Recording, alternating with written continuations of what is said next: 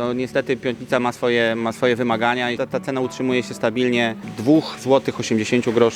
Około 4 milionów kosztował sam budynek. Nie tylko wzrosła nam produkcja dzienna, spadło zdecydowanie brakowanie. My mamy ulubioną swoją markę Fendt. Pomagamy klientom, zwłaszcza na tym etapie wdrożeniowym, repro, czyli badanie progesteronu. Szacunkowy koszt tak naprawdę jednej straconej rui to jest około 400-500 zł.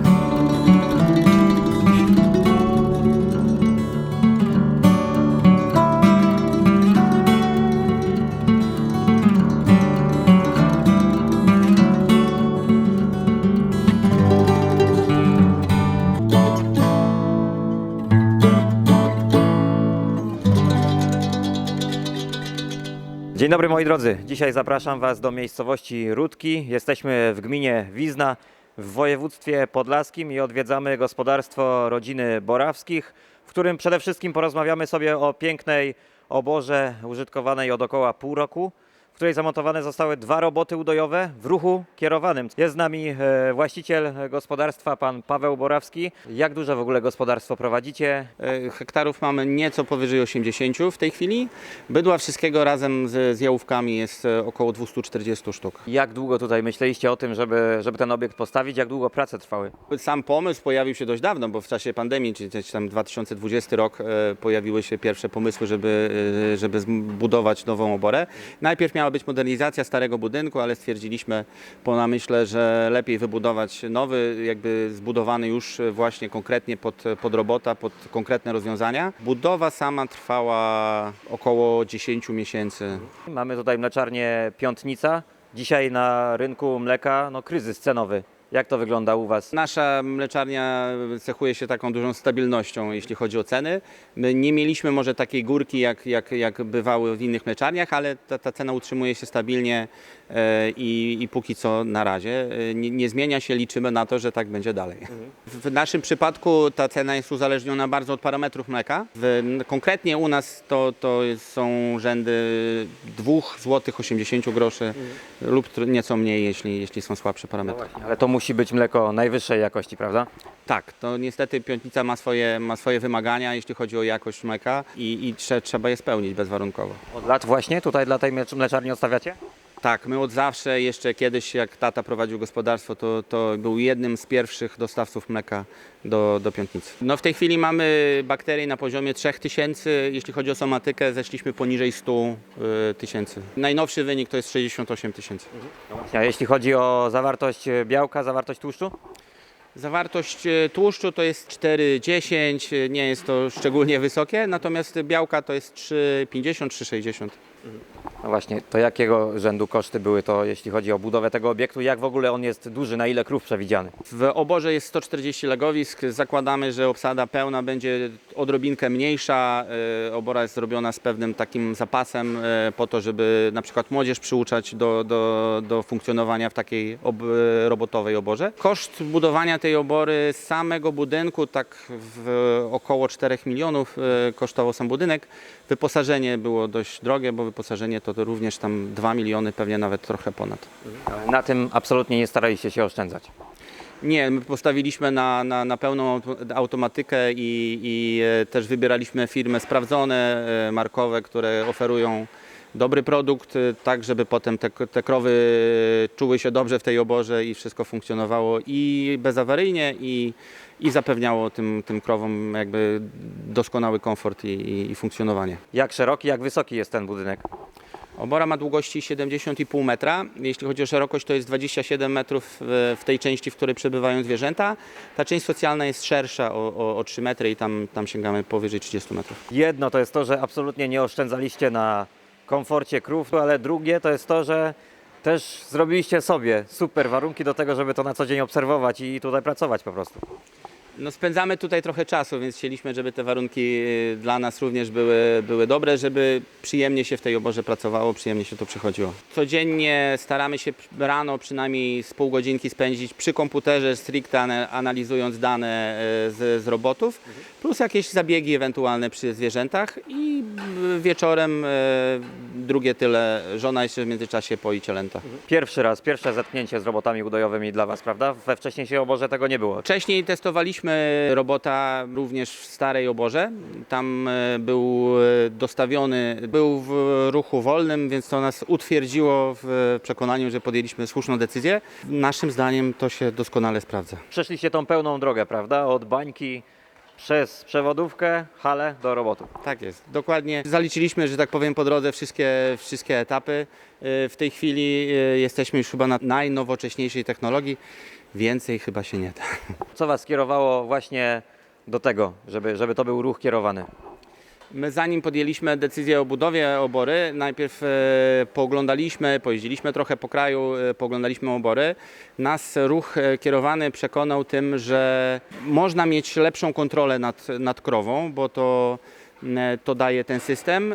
Można dzięki temu uzyskać troszkę lepszą produkcję przy troszkę niższych kosztach, bo też zużycie paszy w robocie jest deczko mniejsze. No i sama wydajność robota, według naszych szacunków, robot w systemie kierowanym jest w stanie wydoić 3, 4 lub 5 krów więcej niż w systemie wolnym. Właśnie, czyli tak tutaj spokojnie sobie te dwa przy pełnej obsadzie dadzą radę, której jeszcze nie ma, prawda? Tak, w tej chwili doimy 92 sztuki, także do pełnej obsady jeszcze troszkę nam brakuje, ale my nie zdecydowaliśmy, że nie będziemy dokupywali żadnych sztuk i zrobimy to własnymi siłami. Mamy sporo jałówek i spokojnie, powoli zapełnimy tą oborę. My przygotowywaliśmy się od tego dłuższego czasu, więc stado jest selekcjonowane pod względem genetycznym, są odpowiednie buchaje dobierane. I szkoda by było to jakby zmarnować wszystko, dokupując z nieznanego źródła. Była podjęta decyzja ruch kierowany, no to myśleliście już tylko o Delawalu? Tak, ze względu na bliskość dealera i dobre kontakty, Delaval od początku było faworytem w tym. Delawal Białobrzeski, powiem tutaj właśnie nazwę dealera. To jest pierwsza współpraca z tym dealerem, czy już były jakieś wcześniej? Nie, wcześniej jeszcze w Starej Oborze ta dojarka rurociągowa to było też właśnie przez pana Białobrzeskiego. Póki co jesteśmy bardzo zadowoleni i z samego budynku, i z rozwiązań, które zostały tu przyjęte, i z obsługi przez dealera. W połowie sierpnia zasiedliliśmy tą oborę, więc parę miesięcy już minęło. Wprowadzając się do tego budynku, dzienna produkcja oscylowała w granicach 33 kg od krowy. W tej chwili to już jest ponad 39 kg i cały czas rośnie, także mamy nadzieję, że jeszcze trochę tu zrobimy. Ile oczekujecie? Oj, sky is the limit, jak to mówią. Zobaczymy. Jakby nie chcemy tych krów na siłę ciągnąć. Wiadomo, żeby to nie odbiło się kosztem zdrowia, ale myślę, że potencjał tych krów pozwoli przekroczyć 40 spokojnie. Myślę, że tam mamy pewien zapas jeszcze. Nie tylko wzrosła nam produkcja dzienna, ale również wydłużyła się długość. Spadło zdecydowanie brakowanie. W tej chwili krowy mają większy komfort i to już widać, że te brakowanie procenty spadają. Mam nadzieję, że tych 100 tysięcznic będzie z czasem tylko więcej. Średnia długości utrzymywania w stadzie na tą chwilę? Jak to wygląda? W tej chwili to jest trochę ponad 2 laktacje. Od początku decyzja była taka, że jeśli robot, to repro było tu też ważnym czynnikiem kontrolującym. Wydaje nam się, że rozród, szczególnie w oborach robotowych, jest bardzo istotny. Chcieliśmy mieć to pod kontrolą, dlatego wybór padł na repro. Czy to dużo zwiększył ten system, samą cenę robota? W granicach 30 tysięcy chyba na jednym robocie to było dodatkowy koszt. To była kwota rzędu za robota 600 tysięcy mniej więcej? Troszkę więcej z racji tego, że ten robot był raz zamontowany, potem był przenoszony, to troszkę podniosło koszt tego funkcjonowania. Właśnie, ale dzięki temu, że są dwa, no to ten drugi już był, rozumiem, tańszy. Tak, drugi był już tańszy. No dobra, a jak sobie radziliście z tym problemem właśnie rozrodu wcześniej i czy już widać korzyści? No bo chodzi mi o tutaj przede wszystkim tą sferę finansową. Wiadomo, że jak trzeba dołożyć, no to potem trzeba też oszczędzić dzięki temu. No w Starej Oborze radziliśmy sobie tak konwencjonalnie, czyli wizyta lekarza weterynarii i on tam ewentualne problemy leczył. W tej chwili jesteśmy w stanie dzięki repro zdecydowanie ograniczyć liczbę tych wizyt. Ograniczyliśmy również, myślę, że o jakieś 60% zużycie hormonów wszelkich w oborze. Przy jednoczesnej poprawie wskaźników zacieleń, także jest naprawdę dobrze. No dobrze, kolejny robot, którego mamy na oborze. Ten, który sprząta tutaj na rusztach. No, nasz robot jest wyposażony w spryskiwacze wody i on sobie przed sobą i za sobą pryskuje powierzchnię. Dzięki temu łatwiej czyści i wszystko przebiega sprawniej. To rozumiem jest zadowalające do tej chwili. Tak, zwłaszcza latem, kiedy jest wysoka temperatura i to wszystko zasycha, ta woda pozwala mu jakby do czysta sprzątnąć ruszt.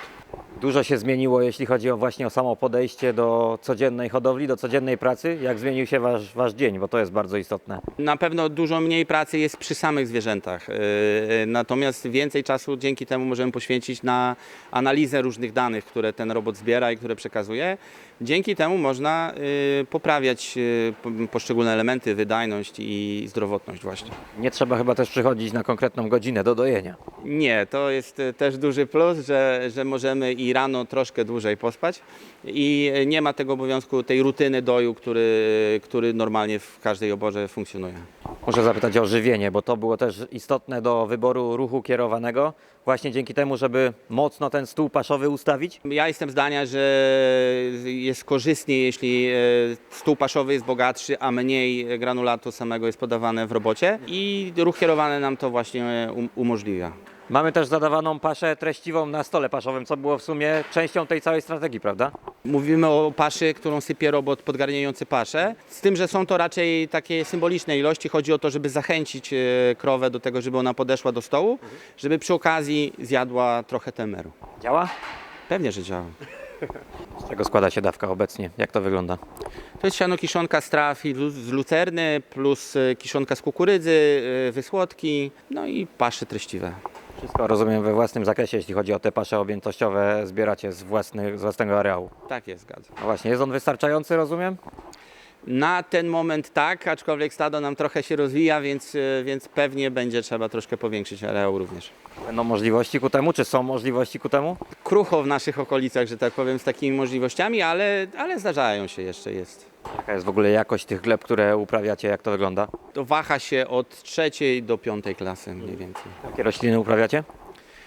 Największą powierzchnię stanowi kukurydza na kiszonkę, to jest tam około 40, nieco powyżej 40 hektarów. Reszta to trawy i odrobina zboża, żeby zachować płodozmian. Jak wygląda park maszyn? Niech pan powie trochę więcej o tym. My mamy ulubioną swoją markę Fendt. Mamy 3 traktory tej marki. Dodatkowo jeszcze jest jeden Massey, to taki już z sentymentu bardziej został z lat mojej młodości.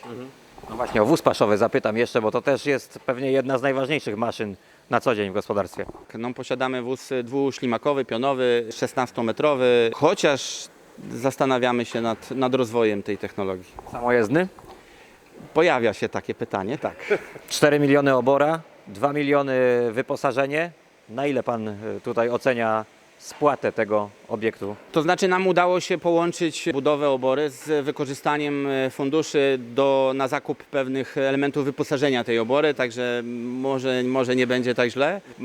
Połączyliśmy to, także póki co cena jest stabilna w mleczarni. Wydaje się, że wszystko powinno być dobrze. 10 lat wystarczy? 12 tyle mamy kredytu. A o szczegółach wyposażenia obory państwa borawskich, które zamontował tutaj dealer białobrzeski, opowie nam teraz pani Ania Pisiak, przedstawicielka firmy Delaval. Pani Aniu, 4 roboty. Można powiedzieć, że takie kompletne wyposażenie? Myślę, że tak, dlatego że każdy spełnia trochę inne zadanie.